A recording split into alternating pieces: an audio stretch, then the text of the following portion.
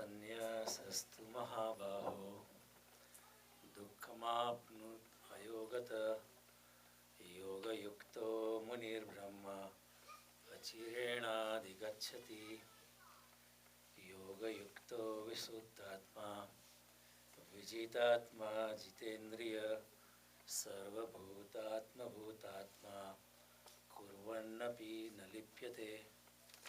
भगवान कहते हैं संन्यासस्तु महाबाहो दुखम आपनुत अयोगत योगयुक्त मुनिर्ब्रह्म अचिरेणाधिगच्छति।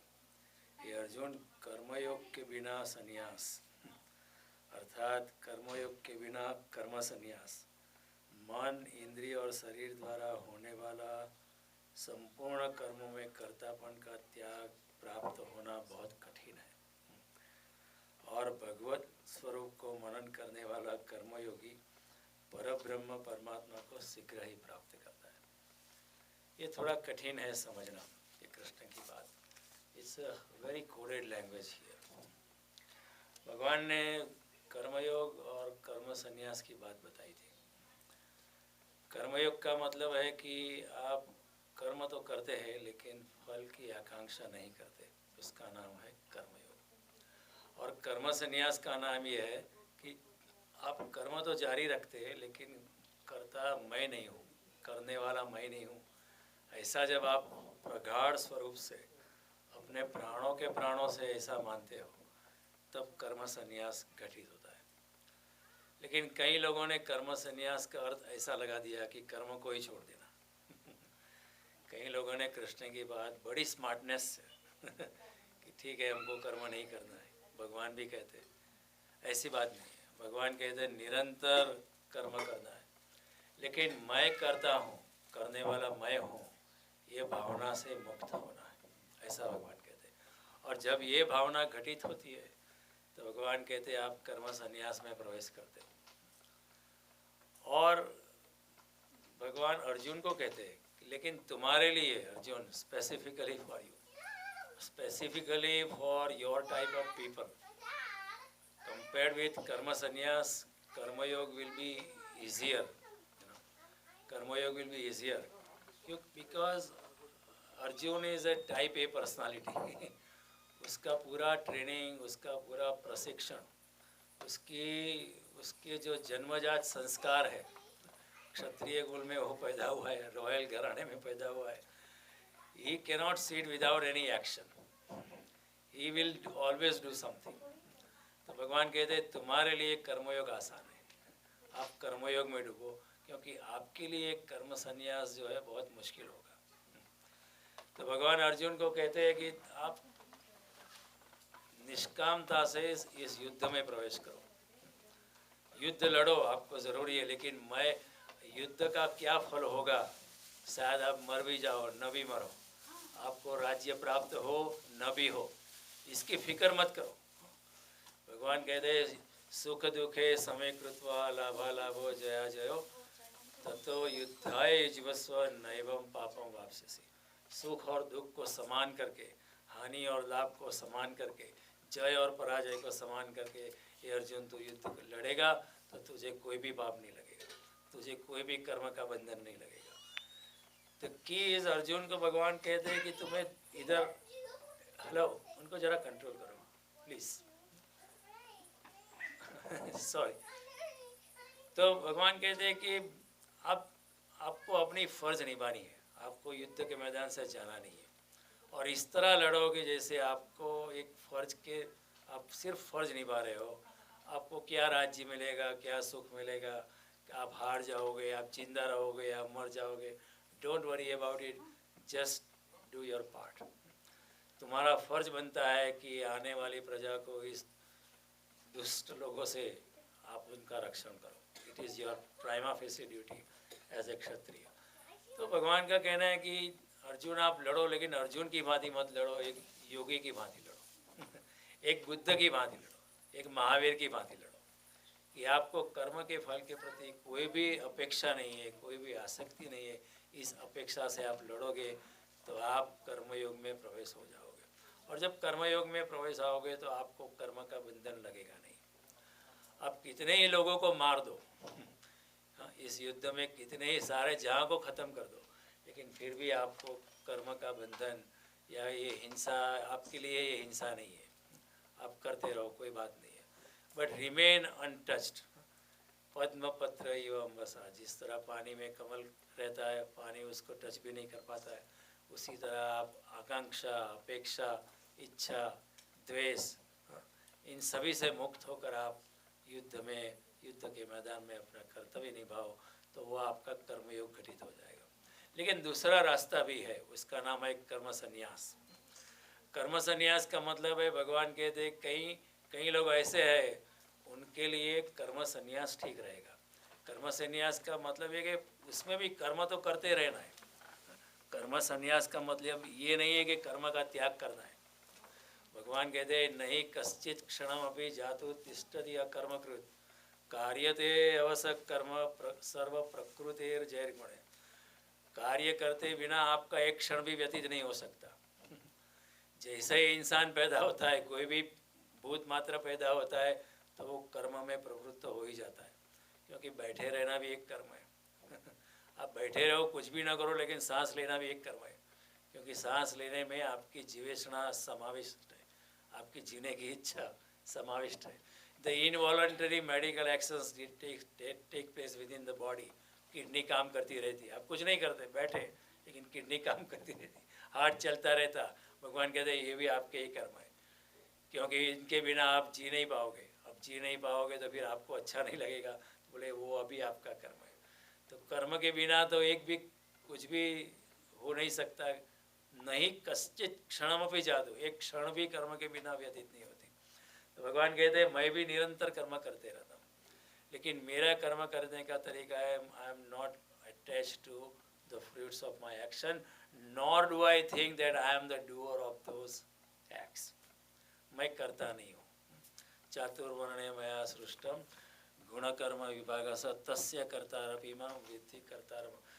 हालांकि मैंने सारी सृष्टि और सारे ब्रह्मांड की रचना की है, लेकिन आप ऐसा ही मानना कि मैंने कुछ किया ही नहीं है। See his logic is totally different than what we have. हम छोटा सा भी काम करते हैं तो हम कहते हैं, हम चारों अनाउंस करते हैं हमने ये किया, हमने ये किया, हमने ये किया, हमने ये किया। भगवान कहते हैं मैंने सब कुछ किया है, इस जगत में सभी कर्मों का करने वाला मैं ही हूँ। इसलिए हमारे वेद कहते हैं त्वमेव केवलम कर्तासि, जो कुछ भी होता है आप ही करने वाले हो, हम तो केवल माध्यम है। तो भगवान कहते हैं दो तरीके, एक है कर्म संन्यास, दूसरा है कर्मयोग। कर्म संन्यास में इंसान मैं करता हूँ ये भावना रखता नहीं, और तब ऐसा होता है कि मैं करता नहीं हूँ तो इंसान का अहंकार जो है विगलित हो जाता है। सारा अहंकार हमारी ज़िंदगी में मैंने किया है, मैं करने वाला हूँ, आई am the smartest guy, I am the doer, I am the doer, I am the doer. वो ईगो जब विगलित हो जाता है तब परमात्मा हमारे में प्रवेश कर सकता है। ये भी कहना ठीक नहीं है, जब ईगो खत्म होता है तो परमात्मा हमारे में है ही, उसको उसके प्रागट्य के होने के लिए सभी मार्ग खुल जाते हैं। He is already situated within us, but we are the one who have suppressed his presence by our ego, by our वासना, बाय आवर कामेच्छा। तो उसी के लिए वो परम शक्ति दब जाती है। तो जैसे ही वो जो अहंकार विगलित होता है, कामेच्छा विगलित हो जाती है, संसार की ड्युअलिटी, सारा द्वंद्व अगर चला जाता है, और हम जब भी शून्य में प्रवेश करते हैं तो हमारे में बैठा हुआ पूर्ण उस शून्य में आविष्ट हो जाता है। सीधी सादी बात है। हमको कठिन लगती है क्योंकि हम संसार में जन्म से लेकर आज तक किसी और दिशा में ही घूमे। जगत में 8 दिशाएं, जैसे उत्तर, दक्षिण, पूर्व, पश्चिम, ईशान, अग्नि, नैऋत्य, वायव्य, और फिर दूसरी 2 दिशाएं ऊपर नीचे, लेकिन एक 11वीं दिशा है, वो अंतर यात्रा की। हमने कभी अंतर यात्रा की तरह आंखें खोल के दिखाई नहीं है, इसलिए ये बातें हमें थोड़ी मुश्किल मालूम पड़ती है। हालांकि भगवान कहते हैं सुसुखम कर्तुम अव्ययम, ये बड़ा आसान है करना। अर्जुन को कहते हैं भगवान, अर्जुन को माध्यम से हमें ही कहते हैं, क्योंकि जब हम कहते हैं बड़ा मुश्किल है, ये नहीं भाई मैं इतना योगी नहीं हूँ, मैं कोई तपस्वी नहीं हूँ, मैं कोई पवित्र आत्मा नहीं, मेरे से नहीं होगा, ऐसा कह के हम दूसरे के प्रति हम थोड़ी कर्टसी बता दें, थोड़ी हम कहते हैं मैं तो कुछ भी नहीं हूँ। लेकिन ये हम एक्सक्यूज बताते हैं कि मैं नहीं कर सकता हूँ हमको नहीं करना है, हमको नहीं करना है। We are only finding excuse not to go on that path. हालांकि कृष्ण कहते हैं कि मेरा पाथ तो बड़ा सरल है और मेरे पाथ में जो कदम रखता है मैं उसके प्रति 10 कदम और बढ़ाता हूँ। मैं उसका हाथ थामने लेके सदैव तत्पर हूँ। एक एक कदम आध्यात्म में आप रखो तो परमात्मा भी एक कदम सामने से रखता है, उसका प्रतिसाद हमेशा है। आप एक आवाज़ करो, उसकी आवाज़ फिर से आती ही आती है। ये संत लोगों का अनुभव है और वो कोई झूठ नहीं बोलने वाले थे, उनको कोई कमीशन नहीं मिलता था उनको कोई प्रोपोगेंडा मिलता नहीं था। This is the voice coming from the truly enlightened master who happened on this planet. तो भगवान का कहना है कि कर्तापन का बिखर जाना कर्म संन्यास में प्रवेश है। कर्म तो करते ही रहना है, कर्म से कोई छुटकारा नहीं, कर निरंतर कर्म करते रहो। भगवान कहते हैं मुझे नानवाप्तम वाप्तव्यम वर्त एव च कर्मणि, मुझे कुछ प्राप्त करने के लिए बाकी कहीं नहीं है, फिर भी मैं निरंतर कर्म करता रहता। तो भगवान कहता है आप भी मेरे जैसा करो if you replicate what he is doing तो फिर he starts loving you, then you start loving him. ऐसा होता है ना, माँ घर में पूरी बनाती है और छोटी सी बेटी भी पूरी बनाने का प्रयास करती है, तो माँ को भी बहुत प्यार आता है, ये कितनी प्यारी बेटी है। तो भगवान को भी बहुत प्यार। इफ़ यू ऑल्सो रेप्लिकेट, आप भी अगर निष्काम कर्म में कर्म संन्यास में प्रवेश हम भी अगर हो जाए तो हम भी भगवान के करीब पहुँच सकते हैं।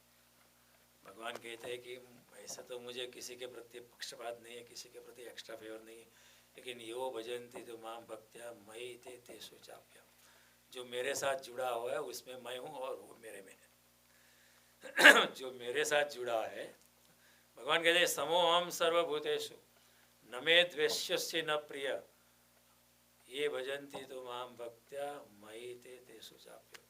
आई am equally situated in everybody, I have no favoritism for anybody, I am not against anybody. However, those who are open for this loving romantic relationship with me I am also engaged in a romantic and loving relationship with him or her. और वहाँ कोई him नहीं है, वहाँ कोई हर नहीं है, वहाँ सब आत्मस्वरूप है। वहाँ ना कोई स्त्री है, ना वहाँ ना कोई पुरुष है, सभी आत्मस्वरूप है। तो फिर मीरा भी पहुँच जाती है और कोई पुरुष भी पहुँच जाता है, ऐसा कोई यहाँ भेद ही नहीं है। स्त्रियो वैश्य तथा शूद्र तो याति पराम गति। ये मार्ग जो है स्त्रियाँ भी पहुँच जाएंगी, वैश्य भी पहुँच जाएंगे, शूद्र भी पहुँच जाएगा। ऐसा नहीं केवल ब्राह्मण ही अधिकारी है, ऐसा कुछ नहीं, भगवान ने खुद कहा इधर। तो भगवान कहते हैं कि ये मार्ग, दो मार्ग इधर बात करते हैं। एक है कर्म संन्यास, यानी आप कर्तापन से भूल जाओ, आप करने वाले हो नहीं सकते। कैसे हो सकते हो? जो भी कर्म करते हो आप शरीर से करते हो, वो शरीर भी आपका नहीं है। जो भी हम करते हैं वो हम शरीर से करते हैं, लेकिन वो शरीर भी हमारा नहीं है। इसका मतलब है अगर शरीर मर जाता है तो शरीर कुछ नहीं कर पाता है। शरीर से अगर आत्मा निकल जाती है तो शरीर कुछ भी नहीं कर पाता, एक मृतदेह की तरह पड़ा रह जाता है। और आत्मा की शक्ति से फिर काम होता है। तो आत्मा की शक्ति कहाँ से आती है? आत्मा की शक्ति परमात्मा की शक्ति से ही आती है। भगवान कहते हैं ममे वांशो जीवलोके जीवभूत सनातन, इस सारे अस्तित्व में सारे जीव मेरे ही अंश हैं। तो जो आत्मा की शक्ति है वो भी परमात्मा की शक्ति है। तो हम किस तरह कह सकते हैं कि करने वाला मैं हूँ? कहा नहीं जा सकता है।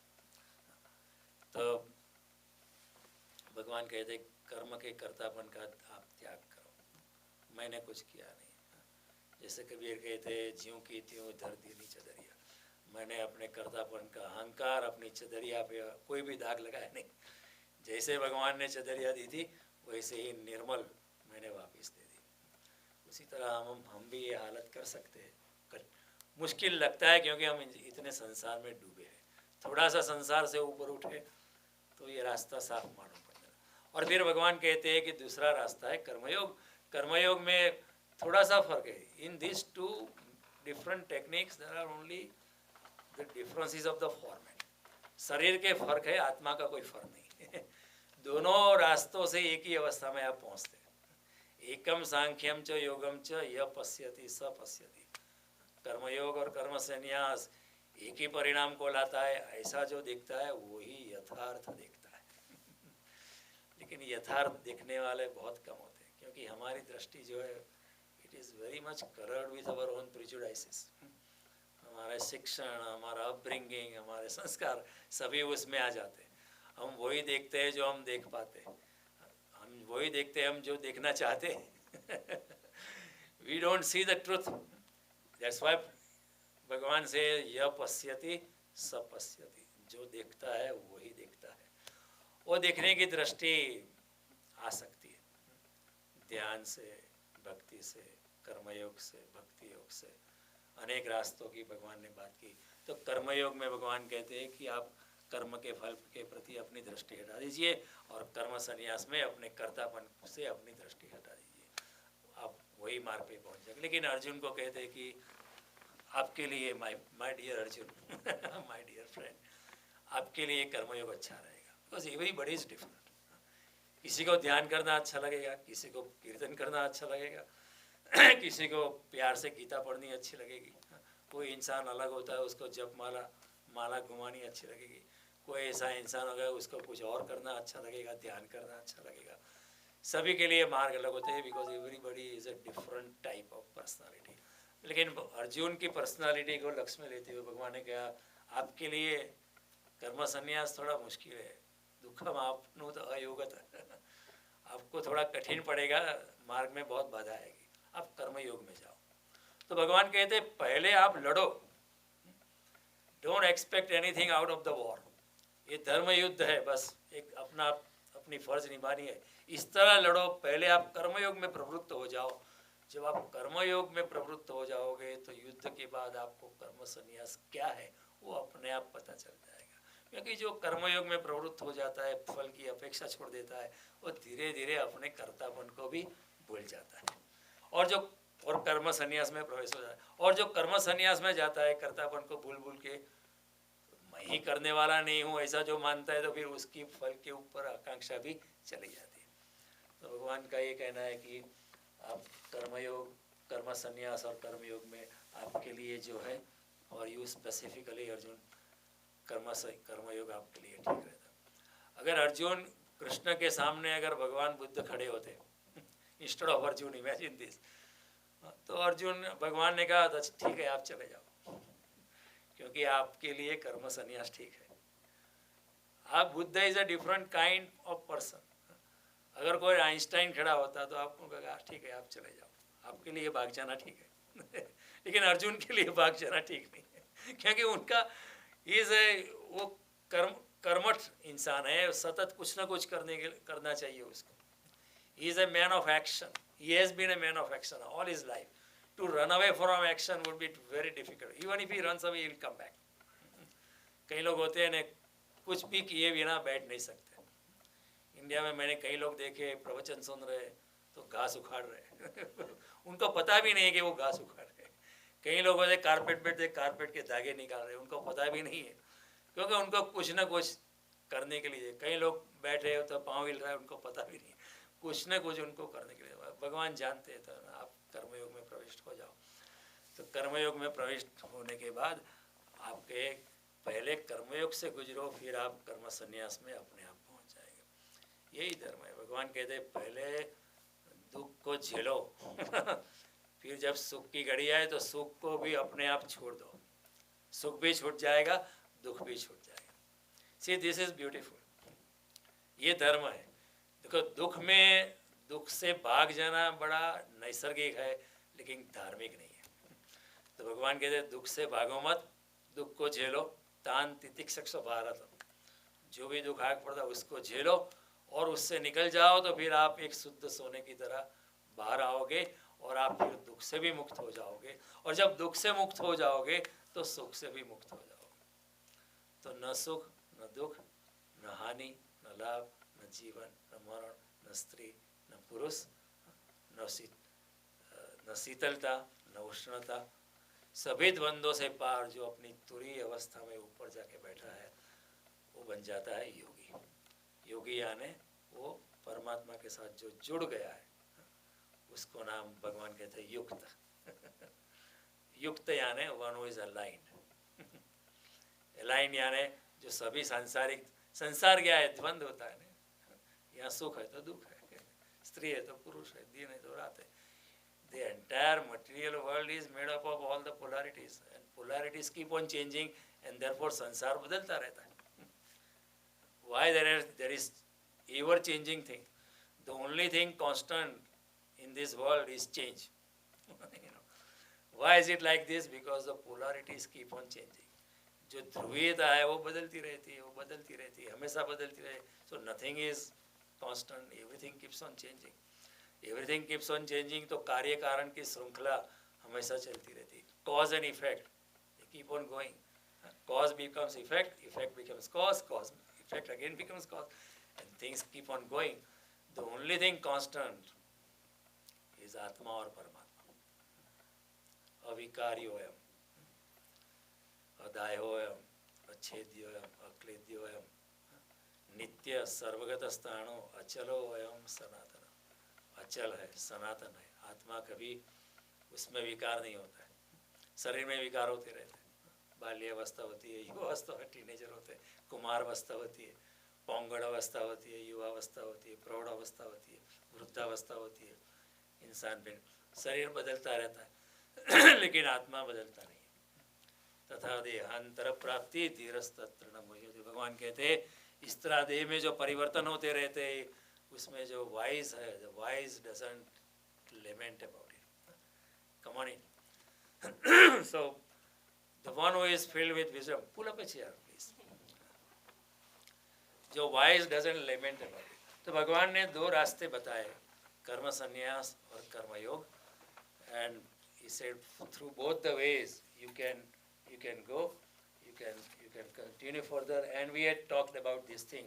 And now he says yoga yukto, vishuddhatma, vijitatma, jitendriya, sarvabhut आत्मभूतात्मा कुर्वन् अपि न लिप्यते. जिसका मन अपने वश में है, योग युक्तो, जो योग में प्रविष्ट है. तो मन तो अपने प्रवेश में आया. योगी का मन, योगी तो मन से मुक्त हो जाता है. A true yogi he is liberated from his mind. Look, mind is the only barrier to enter spirituality. जब तक मन है तब तक हम आध्यात्मिकता में प्रवेश नहीं कर सकते, क्योंकि मन का नाम है चंचलता. Mind is always transitory, it is never stable. When Buddha got enlightened, then he said, "Oh my dear mind, today I am liberating you. For many lives you have been with me, but from today I am not with you and you are not with me. I am liberating you." See, mind is a barrier. If you start meditating, mind will cause 1001 kind of question into your mind. It will not let you meditate. मन आपको ध्यान नहीं करने देता. Mind will say, what are you doing? Are you stupid? You're wasting time. And mind will say, oh no, one ant is walking on your feet. Although there is nothing. One ant is walking on your feet. Right when you are meditating, you feel some itching in your ear. Mind is causing all this. Why? Because mind has controlled us for many lives. मन ने हमारे ऊपर इतना काबू किया है जन्मों जन्म से. Mind is not going to relinquish its control over you so easily. Mind doesn't go away so easily. तो मन से मुक्त होना ध्यान में प्रवेश होना है. जैसे ही हम मन से मुक्त होते हैं वैसे ही हम ध्यान में प्रवेश होते हैं, अध्यात्म में प्रवेश होता है. So mind is the greatest enemy. इसलिए कहते हैं, अर्जुन कहता है, चंचलम ही मन कृष्ण प्रमाथी बलवत्रम. कृष्ण मन बड़ा चंचल है, बहुत प्रमाथी है, बहुत बलवान है, मैं उसको कैसे काबू में करूं. भगवान कहते हैं असंशयम ही महाबाहो मनो दुर्निग्रह चलम. I agree with you that mind is very difficult to control, but however अभ्यासेन तु कौन्तेय वैराग्येन च गुह्यते. By continuously trying, by continuously walking on the path of spirituality and piousness, you will be able to do it. Don't give it up. Because giving up is a good excuse. Oh, I can't do it. So just give it up. So Krishna says it's easy to, once you start doing it, it's easy. तो मन जो है सबसे बड़ा दुश्मन है अध्यात्म में जाने का. तो जिसने अपना मन control, one who has controlled his mind, one who is जितेंद्रिय, one who has controlled his sense organ, और वन हु इज विशुद्ध अंतःकरण वाला है, जिसने one who is totally pure within, अंतरात्मा अंतःकरण जिसका विशुद्ध है, विजितात्मा, विशुद्धात्मा, विजितात्मा, जितेंद्रिय, जो जितेंद्रिय है, one who has acquired control over his sense organ. Sense organ can be easily controlled once the mind is under control. See, this is a hierarchy. Sense organ, above sense organ there is mind. A mind is more of a higher quality than the sense organ. Mind can control the sense organ. You want to have a cup of tea or cup of coffee, mind can say, shut up, not now. And the sense organs will immediately obey. Above the mind there is intellect. Intellect can rationalize and even control the mind.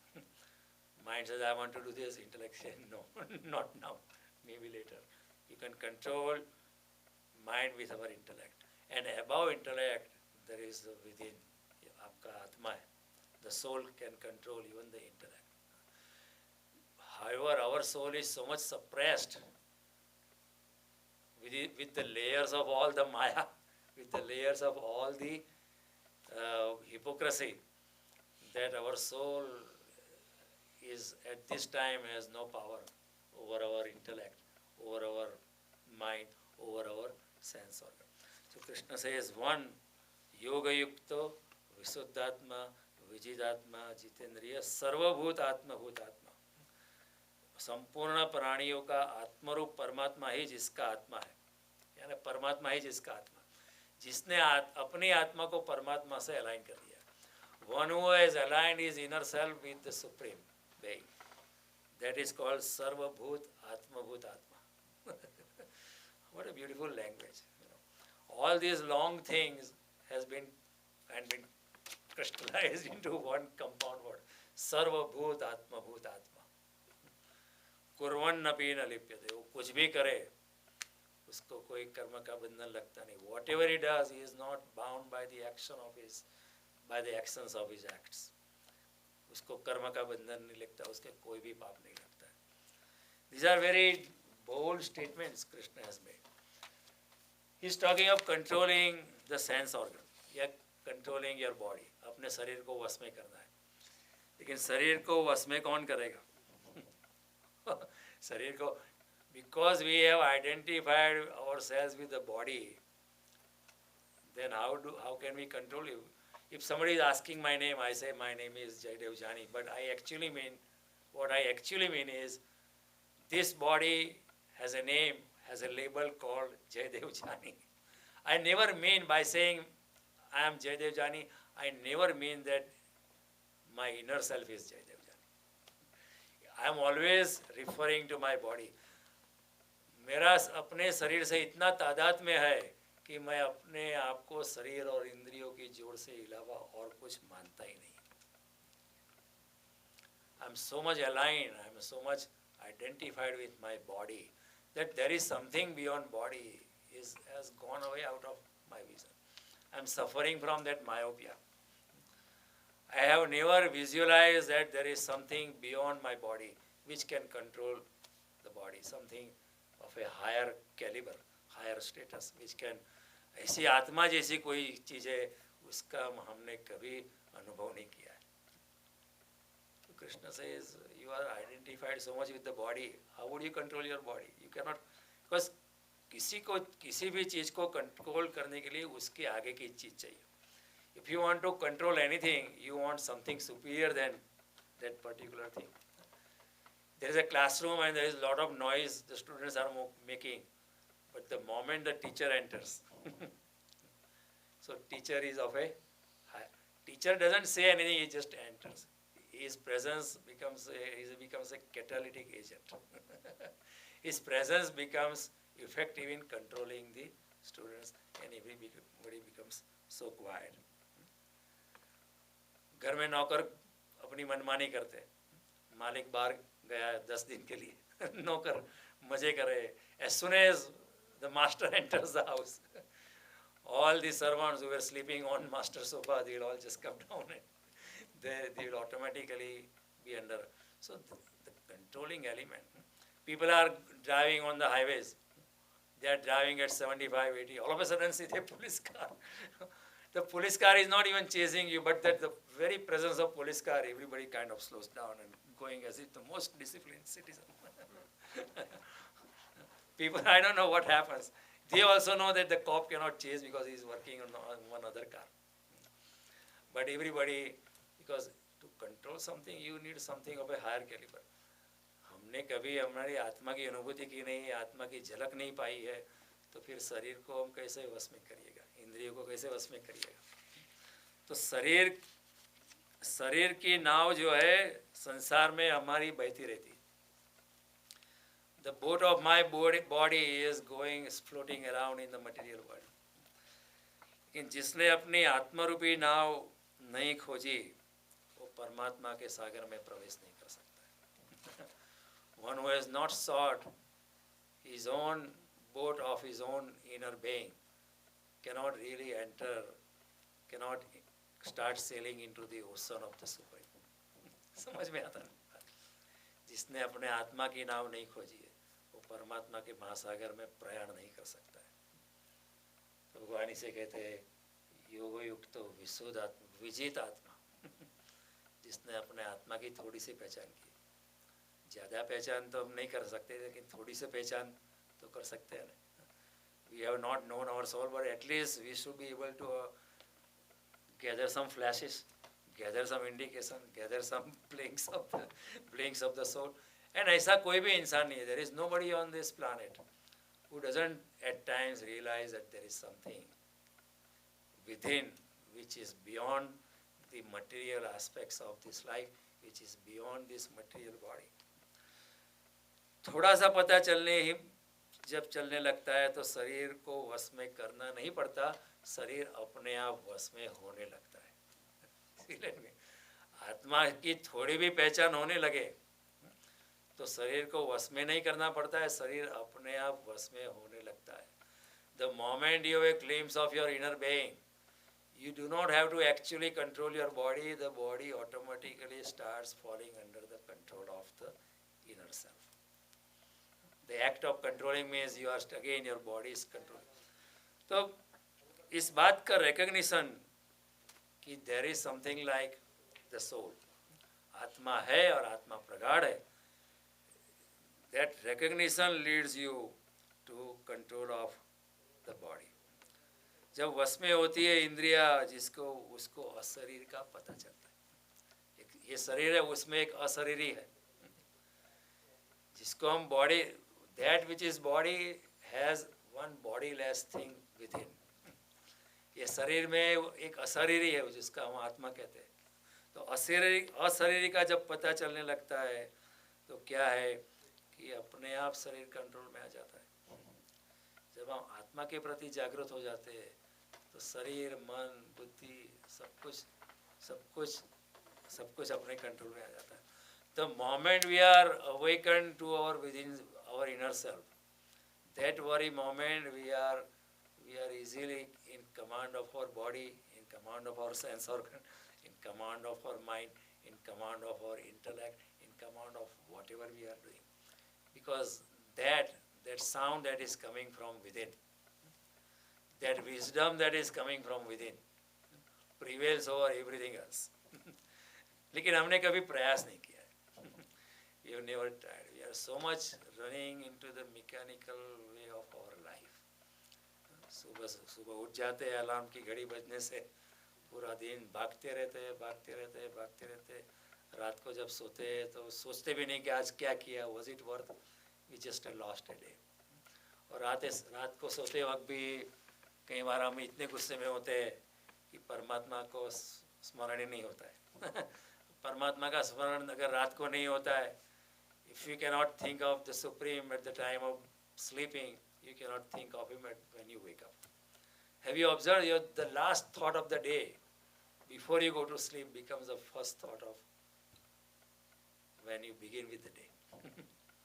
you are working on a project and you stop at that and you go to sleep. Next day when you wake up, what do you remember? You remember that where you had stopped. तो रात को जब हम परमात्मा का स्मरण करते हैं तो बाय डिफॉल्ट आपको परमात्मा का स्मरण सुबह हो ही जाएगा. If your mind is focused on the Supreme before entering into the sleep mode, our consciousness is changing gear.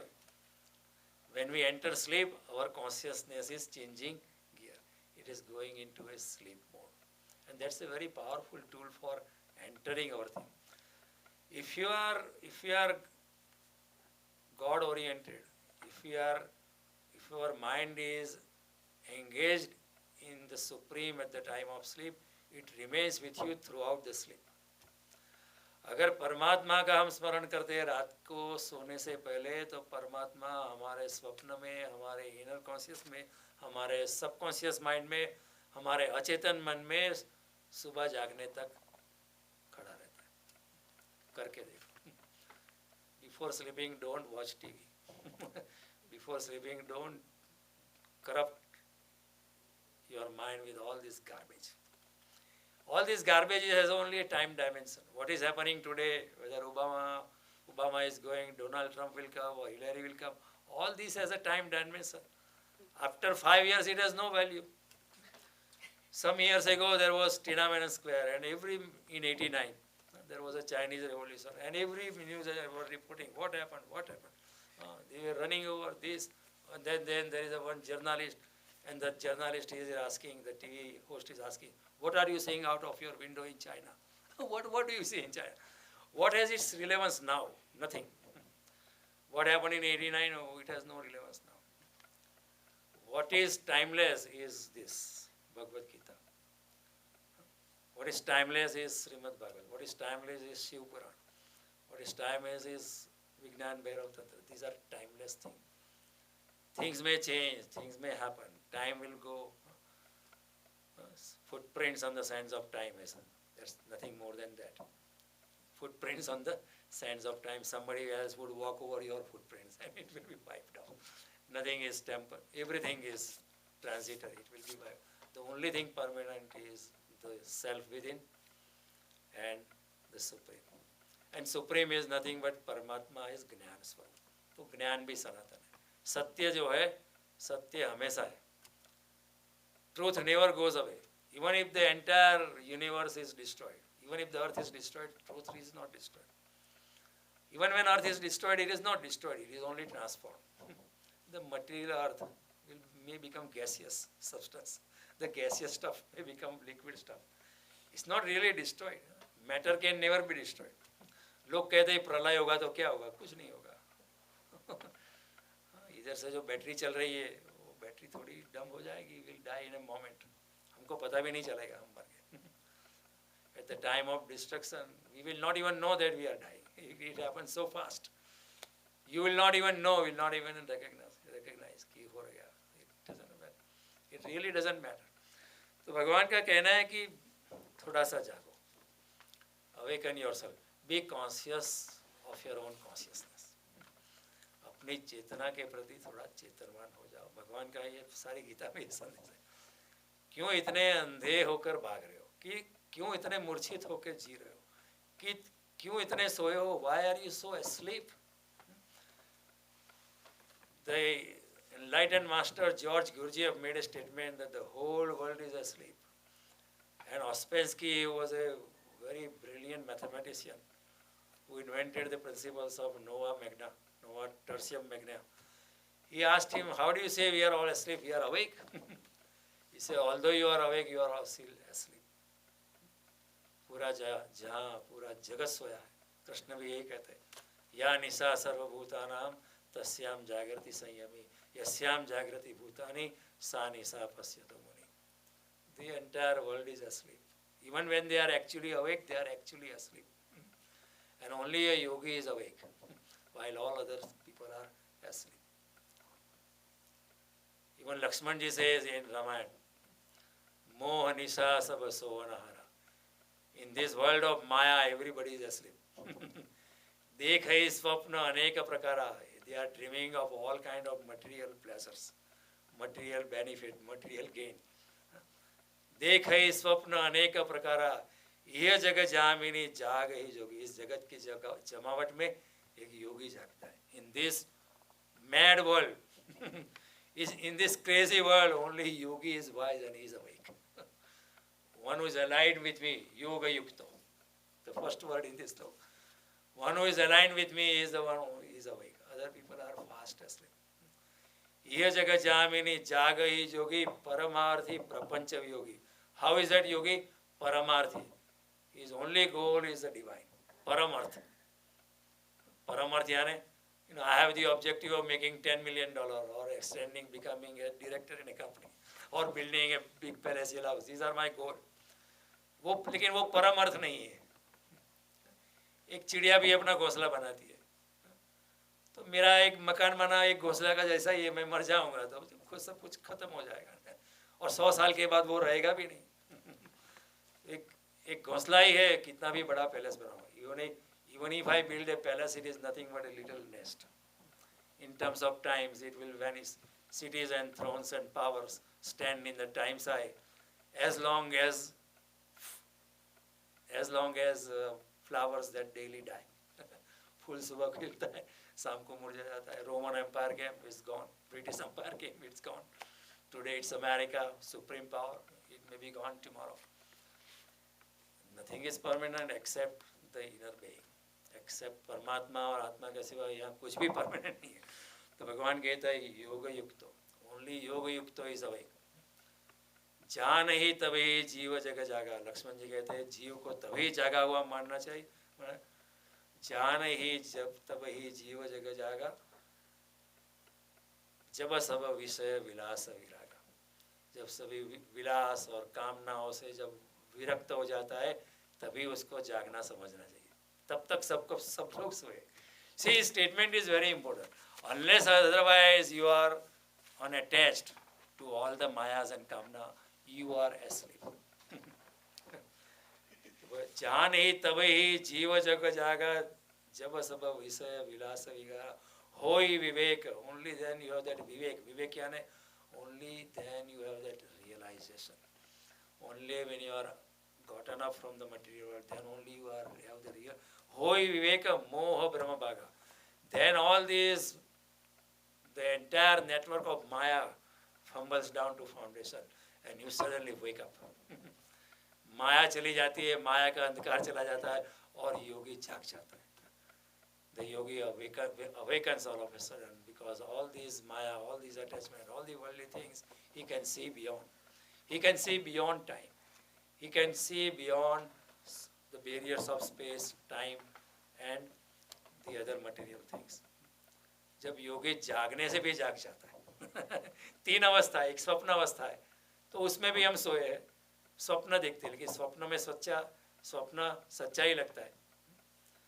If a thief is upon my chest in my dream, I will start sweating, although it is not true. Similarly, while we are awakened now, it is also a dream.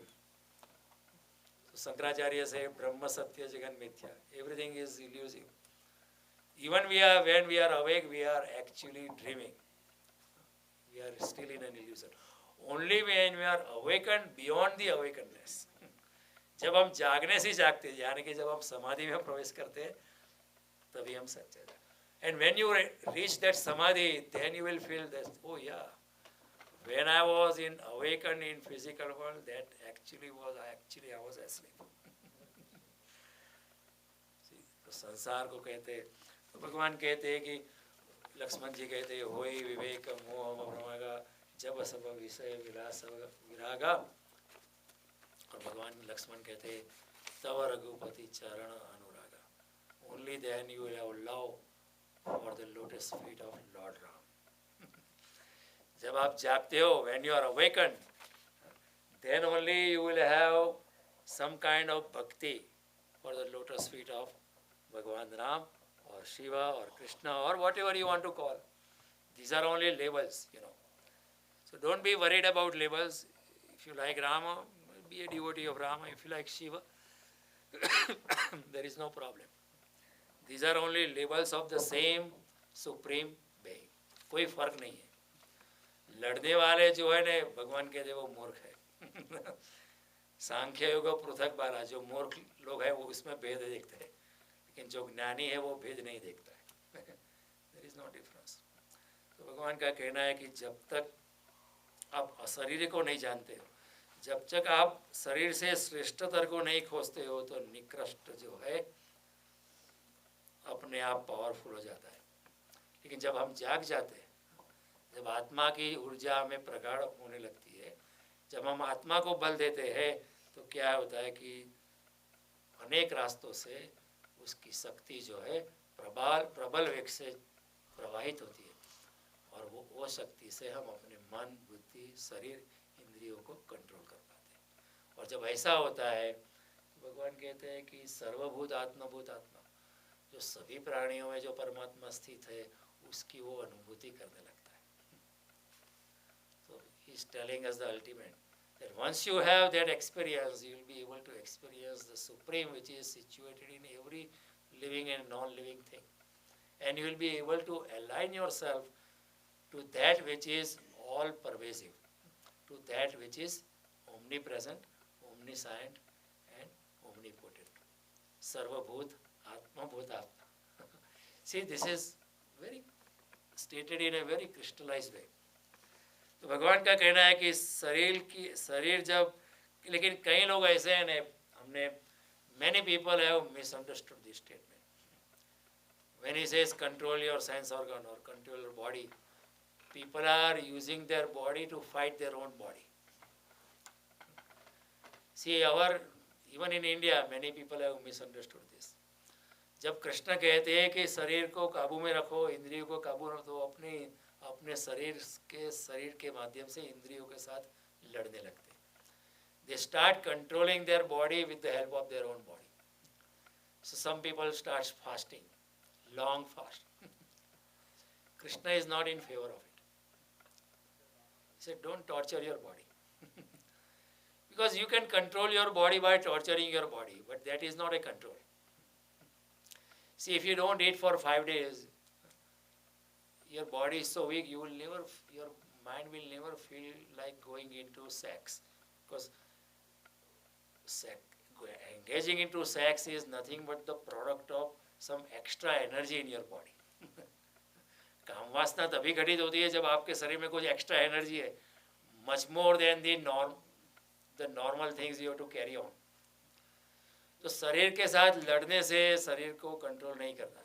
Don't torture your body just to control your body. There were people who blinded themselves that I don't want to see the material things in the world, so that I don't enter into material sense gratification. Krishna is totally against it. लोग कहते हैं सूरदास ने आंखें फोड़ दी so that संसार की माया उनको लगे नहीं. ये बात गलत है, क्योंकि सूरदास ऐसे मूर्ख नहीं थे. उनको आंखें फोड़ने की कोई ज़रूरत नहीं थी. हो गए शायद जन्म से हो सकते, जन्म से वो प्रज्ञाचक्षु हो सकते. कोई आंखें फोड़ने से कोई योगी नहीं बन जाता. ऐसा होता तो धृतराष्ट्र योगी हो जाता ना. If by blinding yourself you could become a yogi, then Dhritarashtra would have become a yogi. अपनी आंखें बंद कर देने से गांधारी कोई योगिनी नहीं हो जाती. अच्छा है, उसका कैरेक्टर अच्छा है, लेकिन कोई योगिनी नहीं है. तो शरीर को सताने से कोई योगी नहीं होता है. अपनी आत्मा की शक्ति को बढ़ाने से शरीर को कंट्रोल में कोई ला सकता है. भगवान कहते हैं युक्ताहार विहारस्य युक्त चेष्टस्य कर्मसु युक्त स्वप्नावबोधस्य योगो भवति दुःख. योग्य प्रमाण में कर्म, योग्य प्रमाण में आहार, योग्य प्रमाण में विहार, योग्य प्रमाण में निद्रा, ऐसा आप करोगे तो इस योग्यता से, इस संतुलन से आपकी साधना सरल हो जाएगी. योगो भवति दुःख. If you are in a state of equilibrium, this right amount of food, right amount of sleeping, right amount of action, right amount of attachment or unattachment. If you are balanced in this thing, then your tapasya, your austerity, your journey into spirituality will be easier. बहुत कुछ fast करते हो तो आप ध्यान नहीं कर पाओगे क्योंकि ध्यान के वक्त आपका मन खाने में जाएगा चेतना, आपकी चेतना ध्यान अपनी चेतना पे केंद्रित नहीं हो सकती, आपकी चेतना अपनी चेतना के प्रति चेतनमान नहीं हो सकती है। Your consciousness cannot be conscious of its own consciousness when you are hungry, because your consciousness will go towards your stomach. ऐसा होता नहीं, जब जैन लोगों के उपवास खत्म होता है तो बाजार में मिठाई के दाम बढ़ जाते हैं क्योंकि दे हैव बीन थिंकिंग कि आफ्टर फिनिशिंग माय उपवास I will eat this, I will eat this, I will eat this. तो ये कोई योग साधना नहीं है।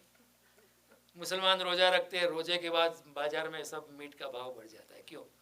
क्योंकि रोजे के बाद तो जोर से खाना है। After fasting every Jain wants to eat so much, so it is not controlling your body, it is cheating your own self. Krishna कहते हैं अपने आप को समझ। A yogi is one who just eats the right amount of food, neither more nor less. A sannyasi or a sadhu is one who is eating less amount of food. See, yogi is ahead of sannyasi or sadhu. Yogi is in a perfect balance. He eats the right amount. वो संसारी है, one who is संसारी, he eats always eats more. थोड़ा और खा लो, एक रोटी और खा लो। हमको नहीं खाना है तो भी लोग खिलाते। अगर होटल में it is buffet and it is all you can eat, and people eat so much, so all the people in the material world would tend to eat more. People who is in a sannyas or sadhuta, अपने जो one who calls himself a sadhu, one who is boast about being a sadhu, he will deliberately eat less to torture his body. But a yogi will neither eat less nor eat more. He will eat the exact amount of food that the body needs. क्योंकि ये शरीर भी एक परमात्मा का मंदिर है, उसको साफ रखना, उसकी सफाई रखना, उसको ठीक बनाए रखना, वो भी हमारा फर्ज है। God has given this body as a temple. Don't torture it. Krishna says in Bhagavad Gita, when you torture your body, you are torturing me who is situated in this temple. There is a slok here. When you torture your body, you are torturing nothing but myself who is situated within you. So don't do that. तो ये torture से कुछ होता नहीं है. Nothing of that kind happens. There are some people fasting because they will have a big nice procession in the town. शोभा यात्रा निकलने वाली 21 दिन के उपवास के बाद शोभा यात्रा निकलने वाले, so people fast. There will be nice procession after 21 days of fast. Even the 20th day somebody comes that there is a change, there is not going to be any शोभा यात्रा होने वाली, तो वो गुस्से आ जाएगा कि मैंने फिर what the heck I have done the fasting for? Why have I done fasting? I was expecting that you will honor me throughout the town. Krishna कहते हैं ये शरीर को टॉर्चर नहीं करता है. Don't torture your body. शरीर को निर्बल करने से एक झूठा वहम होता है, आप विक्षिप्त हो जाते, रुग्ण हो जाते, न्यूरोटिक हो जाते. ये कोई योग साधना नहीं है. भगवान कहते हैं अपनी आत्मा को सबल करो. Strengthen your inner self. अपनी चेतना को be more and more conscious of your own consciousness. और जब आत्मा सबल होती है तो शरीर अपने आप सबल हो जाता है. हनुमान जी की आत्मा सबल है तो शरीर सबल ही है. विवेकानंद की आत्मा सबल है तो शरीर सबल ही था.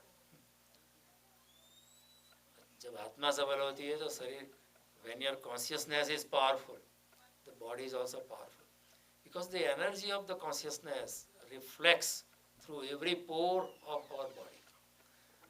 हमारे शरीर के रोए रोए से आत्मा की ऊर्जा का प्रागट्य होता है.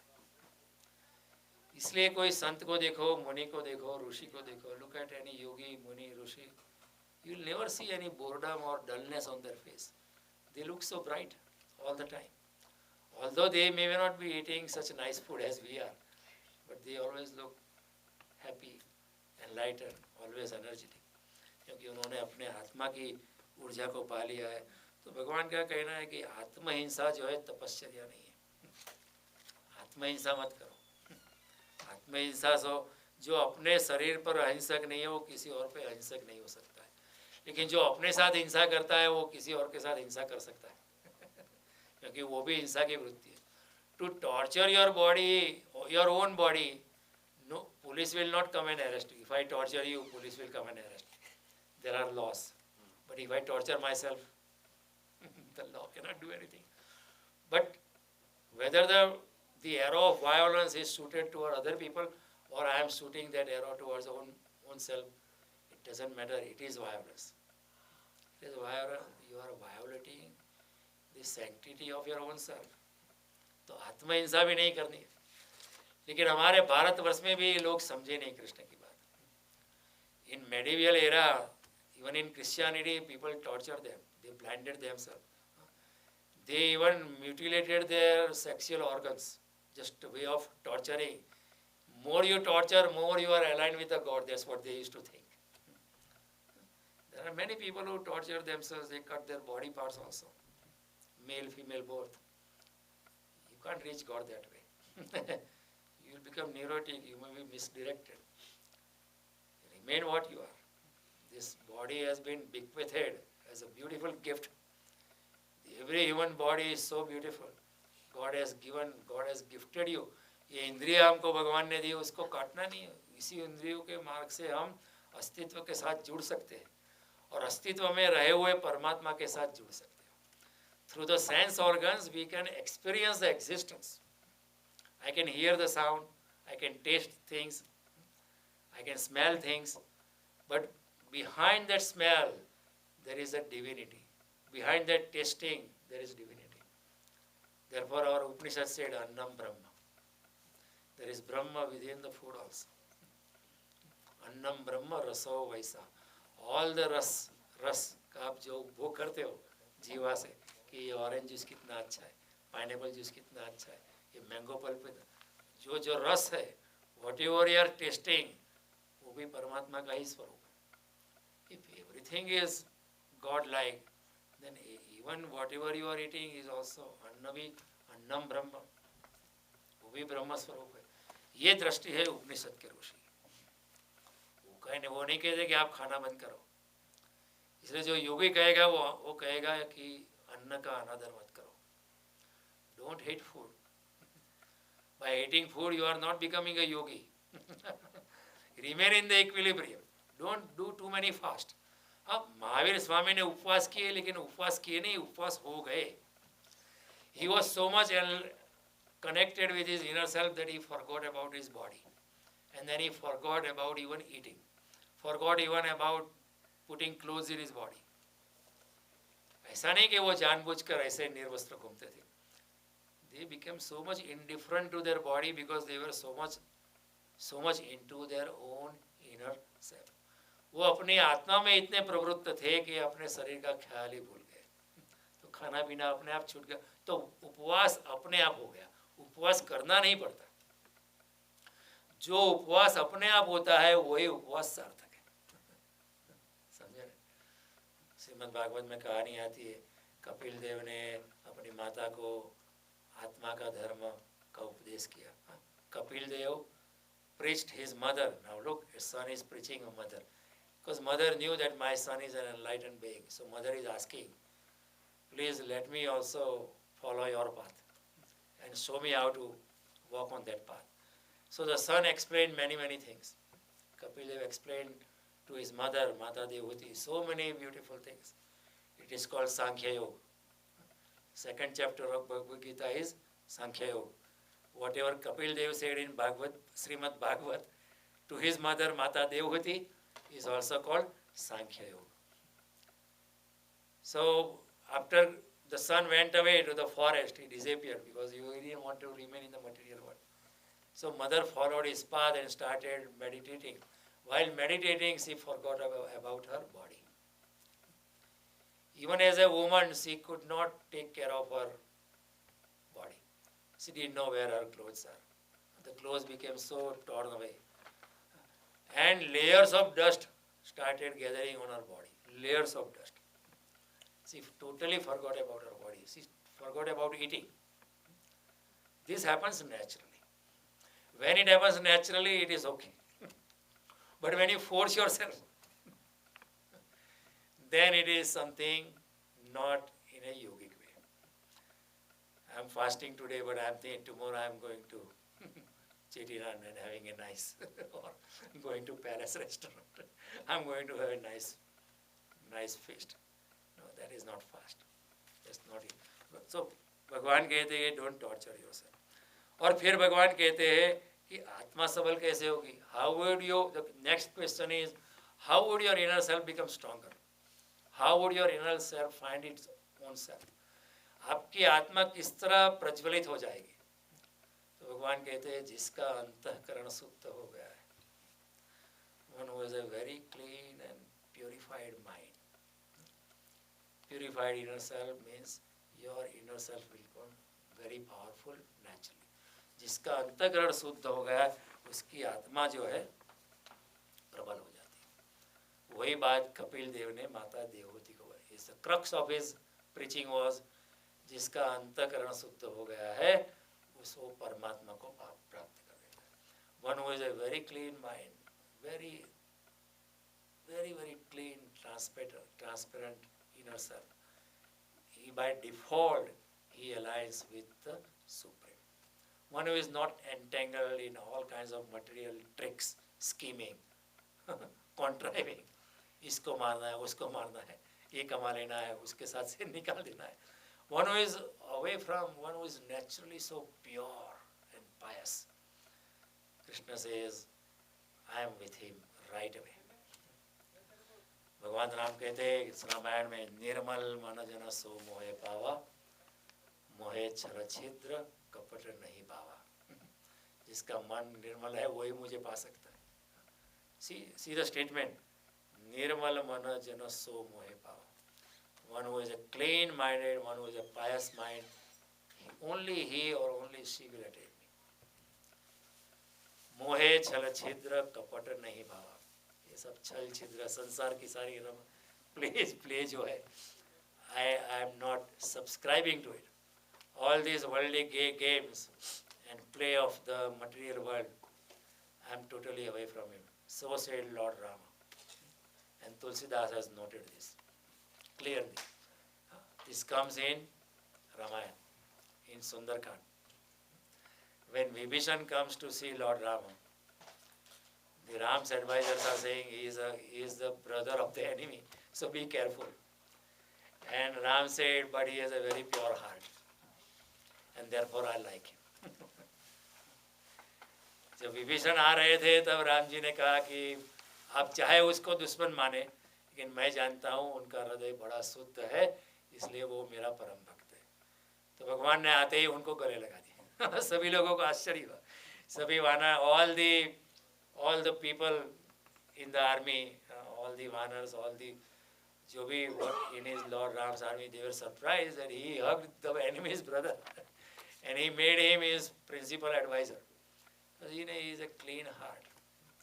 And Ram is also in such a clean way. As soon as he comes, he said, I am now establishing you as the future king of Sri Lanka. See, Ram also has a clean heart. हम होते तो कहते कि पहले जीतेंगे बाद में देखेंगे, फिर बाद में थोड़ा सा उसको देखेंगे.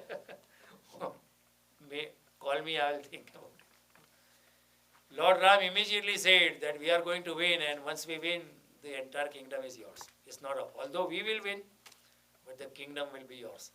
So Ram has a pure heart. Vibhishan has a pure heart. And he said, Vibhishan said, no, I am not eligible for it. And Lord Rama said, no one else but except you is eligible for it. And you are entitled. So that's why he says, Nirmal manajana so mohe pava, mohe chara chidra kapatare. तो भगवान कृष्ण भी कहते हैं जिसका अंतःकरण शुद्ध हो गया है, विशुद्ध आत्मा. जिसका one whose inner self is absolutely clean, absolutely pious. Not anyone iota of scheming, planning, contriving. Always surrendered at the lotus feet of the divine. Whatever he does is fine. Whatever he decides is fine. जो भी देता है वो प्रसाद है, हमें कोई अपेक्षा नहीं. We are not asking him to do this or do that. हमें कोई अपेक्षा नहीं है. भगवान जो देगा तो ठीक है, वो प्रसाद की तरह हम उसको ग्रहण करेंगे. उसका भी कोई विरोध नहीं है. तो मंदिर में भी योगी जाता है तो कोई कामना नहीं करता है. मंदिर में सिर्फ धन्यवाद देने के लिए आता है कि आपने परमात्मा ने मेरी पात्रता से ज़्यादा दिया है, कुछ लेना है तो वापस ले लो। लेकिन हमारा क्या है कि मंदिर में आके हम मांगते हैं कि पंडित जी को कहते हैं पूजा विधि करनी है, but behind that we have some expectation. कर्मयोग का योगी ही डजंट नेवर आस्क, कि आप सोचो जब आप मांगते हो तो आपकी चेतना नीचे डूब जाती है। As soon as you expect something out of Lord, the consciousness, Chetna, it goes down. Immediately नीचे चली जाती है। कुछ भी मत मांगो, कबीर कहते हैं सबसे बुरा मांगना। और जब हम भगवान से मांगते हैं, when we expect something out of God, it means I am indirectly complaining that, oh Lord, whatever you destined for me is not right. You should have actually done this way. You should have given me something extra. See, when I ask for something, it means I'm indirectly implicitly telling the Lord that whatever you have given me is not right. You have to give me something more. You don't know how to administer justice. So, मांगने से हमारी चेतना गिर जाती है। तो भगवान कहते हैं जिसका अंतःकरण शुद्ध हो जाता है, उसकी आत्मा पवित्र हो जाते है।